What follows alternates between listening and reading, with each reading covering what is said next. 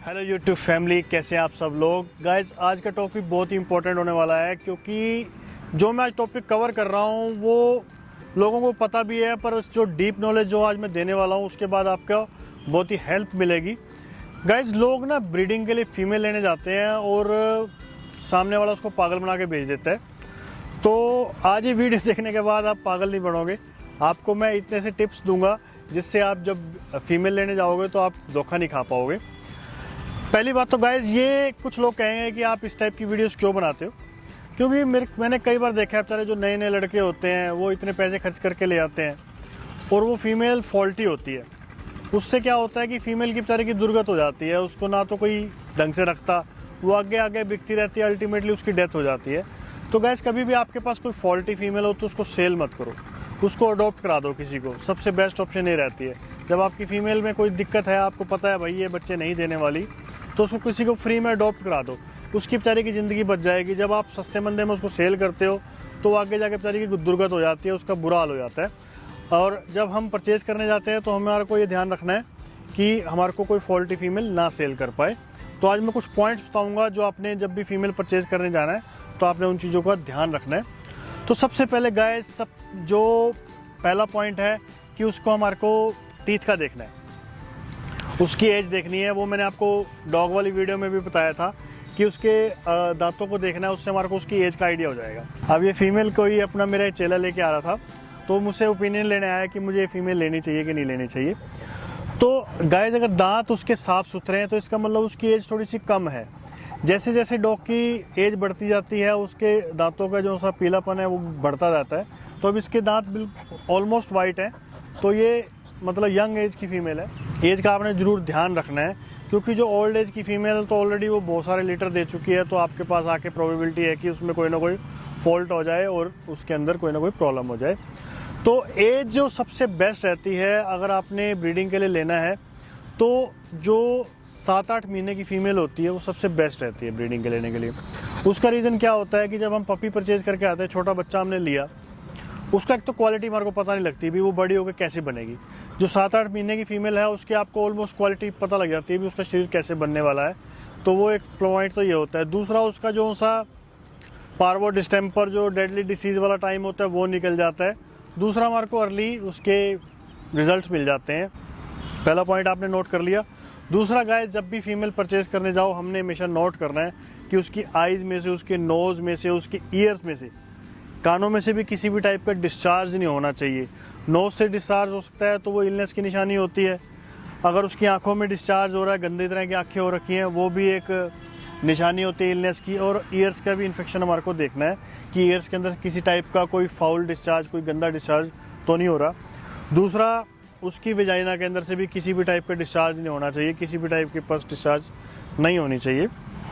ये तो पॉइंट हो गया हमारे को, जो डिस्चार्ज हमने सारे चेक करने हैं फीमेल के सारे के। दूसरा गाइस, फीमेल की बैक को हमने टच करके देखना है भी कहीं पर कोई पेनफुल कुछ तो नहीं हो रखा। कई बार क्या होता है कि कई फीमेलें पैरालिटिक हो जाती हैं। पैरालिटिक होने से उनके अंदर क्रोनिक बैकबोन की प्रॉब्लम स्टार्ट हो जाती है, जिससे वो हमेशा पेन में रहती हैं। इस टाइप की फ़ीमेल जो सी होएगी जिसकी बैकबोन में प्रॉब्लम होएगी वो नॉर्मल डिलीवरी नहीं कर पाती, क्योंकि वो उसका पैरालिसिस की वजह से पीछे तक रिफ्लक्स नहीं जा पाता और वो डिस्टोकिया वाली प्रॉब्लम हो जाती है, पपीज़ उसके फंस जाते हैं उसके अंदर। तो बैकबोन को अच्छी तरह आपने टच करके देखना है भी कहीं पर वो किसी टाइप की प्रॉब्लम महसूस तो नहीं कर रही। तीसरा गाइस, उसके हमने ये चेक करना है कि उसका कभी सिजेरियन वगैरह तो नहीं हो रखा, किसी भी टाइप का ऑपरेशन तो नहीं हो रखा। तो सिजेरियन की गाइस 2 तरह की साइट होती हैं। एक तो यहाँ फ्लैंक रीजन होता है, जो ये वाला एरिया है, यहाँ से भी सर्जरी होती है, कि मिड लाइन से होती है, जो ये वाला एरिया है इधर साइड से, बीच वाली साइड से। तो मिड लाइन को हमने चेक करना है यहाँ से, और फ्लैंक को चेक करना है कि कहीं पर कहीं स्टिच के निशान तो नहीं है। अगर स्टिच के निशान हैं तो हो सकता है उसका पहले सिजेरियन हुआ हो, और ये भी नहीं पता कि कितने ज़्यादा सिजेरियन हो रखे हैं। तो आपने ध्यान रखना है जब भी फीमेल परचेज़ करने जाओ उसका आपने, अगर आपको इंटेंशनली पता है कि उसका पहले सिजेरियन हो रखा है, ऐसा नहीं है कि वो इनफर्टाइल होगी, वो दोबारा बच्चे नहीं दे पाएगी, ऐसा कोई मेरा कहने का मतलब ये नहीं है। पर अगर बिना सिजेरियन वाली फ़ीमेल हो तो वो बेटर रहती है। चौथा पॉइंट गाइस, फीमेल का नेचर भी अच्छा होना चाहिए। अब ये फीमेल मेरे को फर्स्ट टाइम मिली है, मतलब मैं इसको नॉन नहीं हूँ, पर ये मेरे साथ अच्छा बिहेव कर रही है। कुछ कटीली फीमेलें होती है, बहुत ज़्यादा गंदे नेचर की फीमेल होती है, काटने लग जाती हैं। वो बड़ा गलत हो जाता है यार। आप लेके आते हो ना तो उसको आप मेट करा पाते हो, और जब वो पपीज़ देने लगती है तो बहुत ज़्यादा काटने लग जाती है, जिसकी वजह से आप उसके पास नहीं लग पाते, पपीज़ को रेयर नहीं कर पाते सही ढंग से। एक आपने उसके निप्पल प्रेस करके देखने हैं। निप्पल की कंसिस्टेंसी से उसका काफ़ी आइडिया हो जाता है कितने टाइम पहले उसने पपीज़ दिए हैं। और जो मतलब जो अर्ली जो फ्रेश फीमेल है उसके निप्पल बिल्कुल कम होते हैं। जो निप्पल लटके हुए हैं तो इसका मतलब पहले उसने कभी ना कभी बच्चे दिए हुए हैं। इससे भी आपको काफ़ी आइडिया हो जाता है कि हमने निप्पल देख के कि उसका स्टेटस क्या है फीमेल का, कितने टाइम पहले उसके पपीज़ हुए थे और कि उसके पपीज़ हुए हैं कि नहीं हुए, ये भी हमारे को निप्पल देख के आइडिया लग जाता है। एक गाइस उसके ना वेजाइना को हमने खोल के देखना है। जो एक इनमें प्रॉब्लम होती है, मैंने डॉग में भी बताई थी, टीवीटी की प्रॉब्लम होती है, ट्रांसवेनरल ट्यूमर की।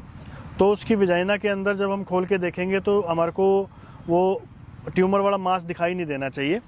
तो आप किसी एक्सपर्ट को भी ले जा सकते हो अगर आपको आइडिया ना हो इस चीज़ का कि टीवीटी क्या होता है। बाकी मैं फ़ोटोग्राफ दिखा देता हूँ आसपास आपको। इस टाइप की प्रॉब्लम होती है टीवीटी वाली। मेरे पास बहुत सारे लोग आते हैं जो आपस में लड़ाई कर रहे होते हैं, वो सोच के लेके आते हैं भी ब्लीडिंग हो रही है फीमेल के, तो वो हीट के अंदर है। एक्चुअल में वो ट्यूमर वाली ब्लीडिंग हो रही होती है। मेरे पास तक 10-15 लोग ऐसे आ गए कि आपस में लड़ाई कर रहे हैं। वो फीमेल लेके आया जी हीट में, स्लाइड बनाने आया तो मैंने कह दिया भाई ट्यूमर है। वो उसको फ़ोन करके कह रहा है भाई तूने मुझे फॉल्टी फीमेल दे दी। तो मैंने कई फीमेल्स का फ्री ऑफ कॉस्ट ट्रीटमेंट किया है टीवीटी का। मैं अगर तू कहीं वापस दे के आया वो भी ट्रीटमेंट ना कराए, तू भी ट्रीटमेंट ना कराए, ये बेचारी वैसे ही बीच में रह जाए। तो मैंने बहुत सारी फीमेलों को फ्री ऑफ कॉस्ट ट्रीटमेंट किए भाई टीवीटी कम से कम उस बेचारी का ठीक हो जाए। तो टीवीटी हमेशा चेक करके लेनी चाहिए फीमेल। वो भी क्योरेबल है, ऐसा नहीं है कि उसका ट्रीटमेंट नहीं हो सकता, पर बेटर है कि जब हम फीमेल लेके आ रहे हैं वो साफ़ सुथरी हो। तो ये पॉइंट आपने नोट करना है।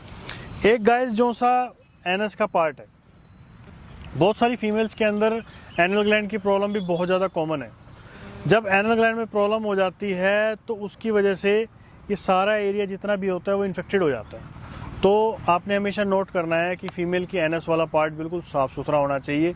किसी भी तरह के डायरिया के, किसी भी तरह के ब्लड वाले क्लोट नहीं होना चाहिए, मतलब दस्त के निशान नहीं होने चाहिए। पोटी अगर वहाँ लगी हुई है तो इसका मतलब उसको कुछ प्रॉब्लम भी हो सकती है।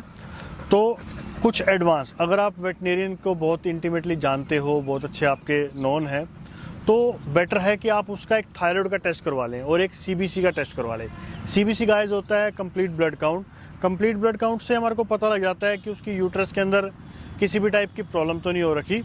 दूसरा गाइस, कई बार हाइपोथायराइडिज्म बीमारी होती है कुत्तों में, फीमेल में, तो जिसके अंदर हाइपोथायराइडिज्म बीमारी होती है वो प्रॉपरली हीट में नहीं आती और उसके अंदर डिलीवरी में भी प्रॉब्लम रहती है, कंसेप्शन में भी प्रॉब्लम रहती है। तो हाइपोथायराइडिज्म का आपको टेस्ट करवा लो, तो एक 500-600 रुपये का टेस्ट है, उससे आपको पता लग जाएगा कि आपकी फ़ीमेल में कोई फॉल्ट तो नहीं है। तो आपने वेटनेरियन को भी आप दिखा सकते हो उस चीज़ के लिए। बड़े प्यारी फीमेल है, देखो ये हमारे को शेक हैंड करके दिखा रही है। वाह जी वाह, तो सीखी हुई है भाई, वाह जी वाह, देखो कितनी प्यारी फीमेल है। तो इसके लिए मैं रिकमेंड कर रहा हूँ। देखो ये क्वालिटी वाइज बहुत अच्छी नहीं है फीमेल, पर जो अर्ली बिजनेस में आना चाहते हैं, जो बेचारे नए लड़के हैं, वो शुरुआत कैसे भी कर सकते हैं। फीमेल में कोई फॉल्ट नहीं होगा तो पपीज़ वो देती रहेगी, तो आपका काम चलता रहेगा। तो गाइज आपको ये वीडियो कैसी लगी मुझे कमेंट करके बताना। इसके अलावा कुछ पॉइंट आपके माइंड में है तो मुझे ज़रूर बताना कि आप क्या चीज़ें देखते हैं, ताकि मैं अगली वीडियो में उसको इनकॉर्पोरेट कर पाऊँ और जो जितने भी मेरे व्यूअर्स हैं उसका फ़ायदा उठा पाएँ। तो गाइज मैंने एक और नया यूट्यूब चैनल भी स्टार्ट किया है, डॉक्टर सरदाना की दुनिया। तो जितने भी लोग मुझसे प्यार करते हैं, डॉक्टर सरदाना की दुनिया को भी सब्सक्राइब करना है। उसमें भी हम कोशिश कर रहे हैं डेली वीडियो डाली जाए। तो उसमें बहुत अच्छी वीडियोस ऑलरेडी हम डाल चुके हैं। तो आपने सभी ने डिस्क्रिप्शन में जाके चैनल को सब्सक्राइब करना है, लाइक करना है और इस वीडियो को अपनी डॉग कम्युनिटी में शेयर कीजिए। जितने भी आपके व्हाट्सएप ग्रुप है उनमें शेयर कीजिए ताकि सभी लोग इसका फ़ायदा उठा पाएँ। Thanks for watching guys, love you all.